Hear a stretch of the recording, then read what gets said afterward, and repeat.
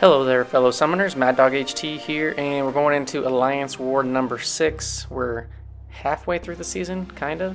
The season has been a little bit cut short, but yeah, we got Conduit on the map as the defensive tactic. Knock them down, get energy, debuffs, and they heal back a lot. And then Sick and Tired tactic to counter that, which basically have 3 debuffs on them with these champs. You can apply a heal block. So my assignment today is a little bit different than normal, what you would see. I got SymSupreme coming in, Elsa, and then White Magneto. And then I'm going to showcase 3 boss solos against Dooms, which can be a little bit more tricky with this season's tactic and whatnot, but we had 3 different champs solo in all the battle groups. I'm going to showcase that. Here is the map for HC Magneto. Now, we played these guys last season. They got masters. We beat them by one by one attack bonus last season, 7-6. So we gotta play well. And you know, the first couple wars, we were learning and adjusting to the changes to the tactic. And let's just say we learned our lesson, and we're gonna do significantly better. So I'm going up past 7. On node 7, we have this Hyperion. It's got Conflictor, power efficiency, so I put on my boost. I'm putting on power back boost because I'm doing 2 fights with SymSupreme, and they're really going to help with the power control. And then I throw on an invuln and a special 3 defense boost just in case this guy gets super stingy and I'm just not really able to control his power. So with Conflictor, you know, if I parry or I put any of the debuffs on that I can put on, which is weakness, armor break, and bleeds, you know, he's going to get power gain from that. I nullify his regen from the get-go. That's just what SymSupreme does, being awakened. Or not even awakened, just that's what he does. And I got some staggers on, which is going to control him. I got max MD. He throws his special 1, and then boom. I'm already a special 3 because of MD, and then just like the passive power gain. And this is where it gets fun. So as long as this guy, you know, I control how much power he has, it shouldn't be too bad. He throws a special 1. He still had a special 1 because it's got power efficiency. And then here I'm at my special 2, so I'm just going to do draft back, intercept specials. 1 drains them, puts on all of those bleeds. I also have max deep wound bleeds, the max deep wounds, so those bleeds take a really long duration. And special 3 doesn't quite kill him 1%, but kills him with all the bleed and like the nullification damage. So that went extremely well. I was kind of wondering like how well it would go because we haven't seen anything like that, but SymSupreme does the job, and he is a sick and tired attacker. So once I have the 3 debuffs on, he goes and puts on that passive heal block. Next up, we're moving up to 16, Vivified Brute Force. I've done this fight a number of times, throwing on the White Magneto guidance and then just using White Magneto House of X. I don't have any like mutant boost on for this one. I'm trying to be a little bit more cautious of loyalty use and stuff with boosts if I don't really feel like I need them. And especially if it's a fight that I've done numerous times, I will be opting to not use some power back boosts and whatnot. And basically just want to keep this guy throwing his special 1s. Brute Force might tick here and there, but I only have this one fight with WhMags. And yeah, as long as he's throwing a special 1, I'm good to go. And the Brute Force, again, 1 fight, so it's not an issue if he happens to get super stingy with throwing. But this Kingpin, he is very happily throwing his special 1 pretty much almost instantly. Take a little bit brute force damage here, but not that big of a deal. And then I think I'm just gonna get back to another special, and I think I'll combo and special him, and I think he's gonna get close to special 3, but I knew that I'd be able to kill him off. So White Magneto, you know, he's a pretty decent option for this fight. It's always good to have that passive stun. He's at 18%. We're in assassin's range. Special 2, 7 prowess. Yeah, 59k. There was, even if that didn't crit, there was no way that Kingpin was surviving that. So we're moving up. Those fights didn't last quite long enough.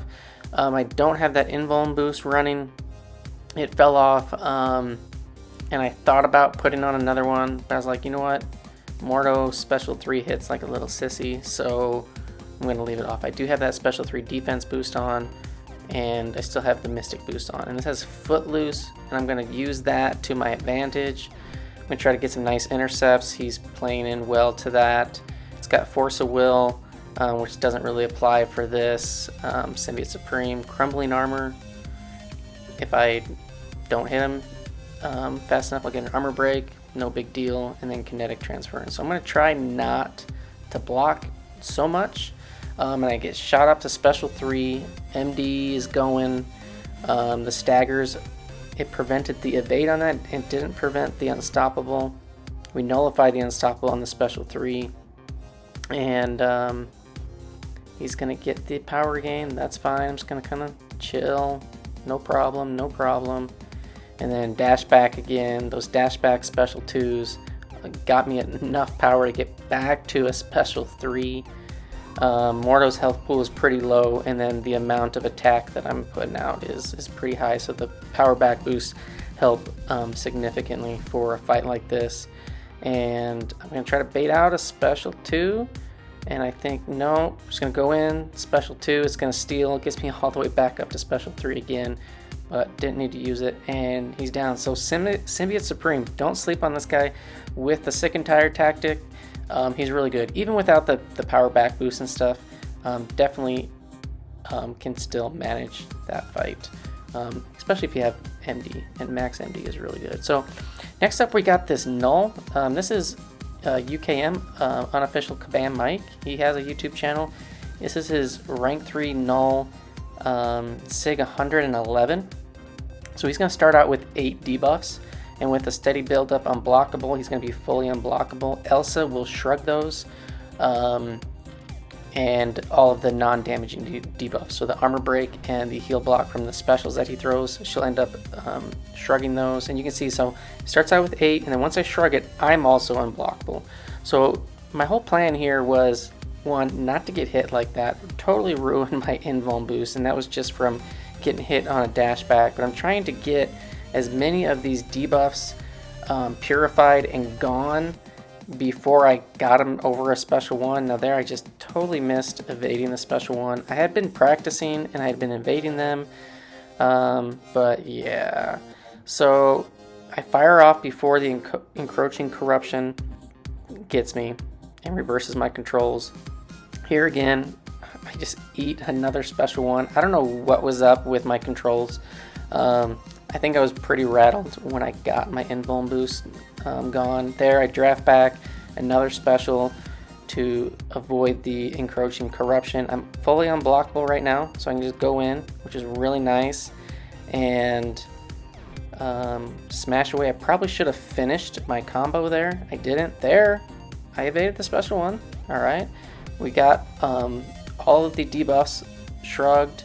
And then here we're going to launch off another special, avoid encroaching corruption. You know, normally people would have like Doom for this fight, but he just didn't work with how the plan worked out. And we figured that Elsa could work. And granted, I'm not playing well, but you can see Elsa does work. Here comes a encroaching corruption.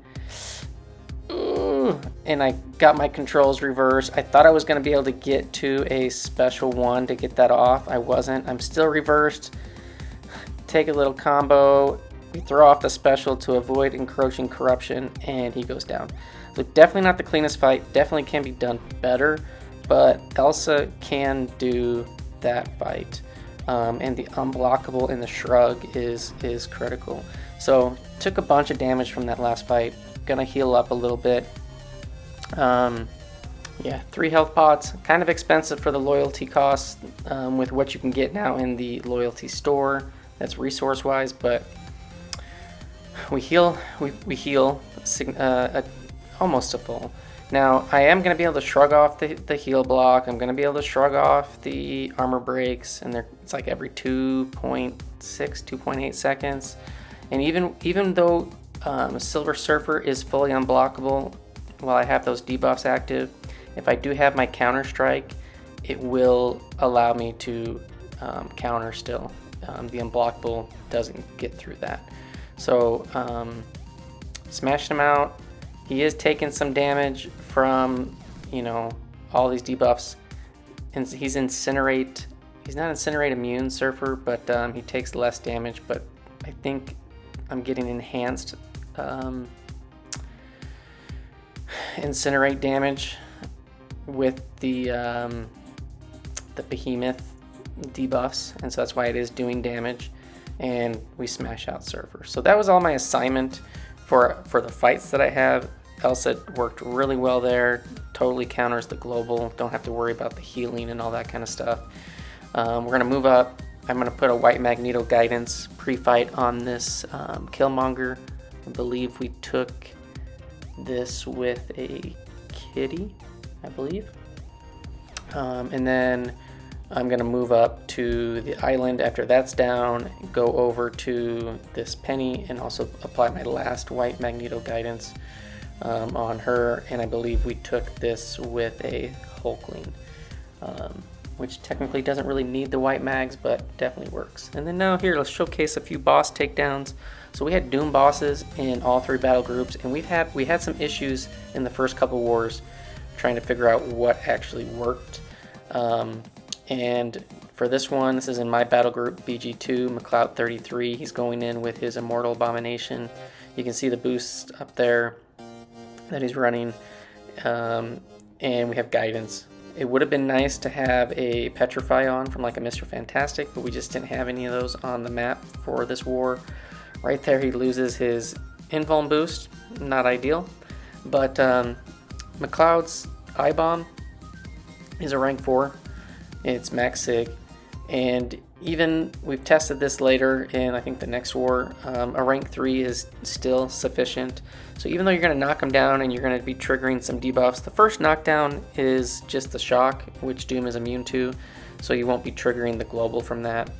And the whole strategy that we talked through about how to take this guy down was to get to special 2, get your aura up, and hopefully you'd have a decent amount of poisons already from that, and then from then on out spam special ones and keep the aura going, keep the poisons, the acid burn flowing. He gets shocked there again. Here, boom. Okay, he throws off the special 2 without the Hazarath up, so he doesn't get, you know, resisted, and gets a decent partial evade on the special 2 of Doom.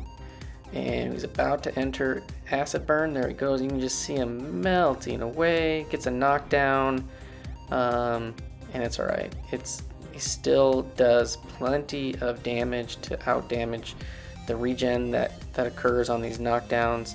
And he's gonna get another acid burn there. You can see it's just melting him. Well, it's not melting him, but it's doing enough damage. And the nice thing is with the Petrifies on the special one, you can just block the special one, and it won't really matter. The damage is so small because of all of the weaknesses that you get applied from blocking it. And yeah, iAbom is just a solid save counter. Now, Cloud had some slip-ups here and there, but you can see he still has plenty of damage to put in some work against this Doom. And yeah, it's a good option. Better option than some of the ones that we did try in the first 2 wars, or it was the first war. The second war we had a Gallon boss. But yeah, with the changes that they made after the off season and the canceled wars, it kind of took us off guard. So there was the first one, and the next one we're gonna have Maj going in with his Kingpin. He's got the full Trinity team with Hood and Mr. Sinister, so he gets the power lock on Doom throwing specials. Hazard Shift was left up, so you can see that he's every once in a while he's getting those poison and incinerates on and converts them. And yeah, he's just gonna play aggressive. MD doesn't really come into play here because the power lock that is done after his special basically doesn't allow him to get any. We did They did throw on all 3 Mr. Fantastic pre-fights. Now their MD came into play because the power lock fell off when he was trying to do that heavy. But as long as he keeps those debuffs up, it helps. I mean, it helps significantly. With the aura, doesn't really matter. And the degen is preventing the global from even like applying on the knockdowns. And I think later, it will show that it prevents Hazarath from activating, because I think the Mr. Fantastic debuffs are going to fall off at some point in this fight. Now this is a pretty long fight, but you know, Kingpin, he is super tanky. He's got, you know, the healing across the whole entire fight, so he can take some blocked hits. So now here he had all the Mr. Fantastic debuffs fall off, which basically means he's going to have the Aura of Hazarath up, so he doesn't need to play around that, which is going to make the fight go, you know, a little bit longer. But having the full Trinity team with the power lock is really, really key for being able to really do enough damage in this fight. I think we had tried somebody with Kingpin earlier in a war without the power lock team on, and it just kind of made it go super long, especially when you're dealing with max MD. It just can be painful. So I think this is going to go on for like another 2 minutes. It goes for I think it goes for around 4 minutes. But Kingpin works, so if you like Kingpin, definitely try to get the full Trinity team on, and then just leave up Hazard Shift if they're going to put a Hazard Shift champ on there, and really will help with the damage output for Kingpin. And yeah, so I'll let this one play out, and then I'll see you going into the next boss solo, which is with a Scorpion.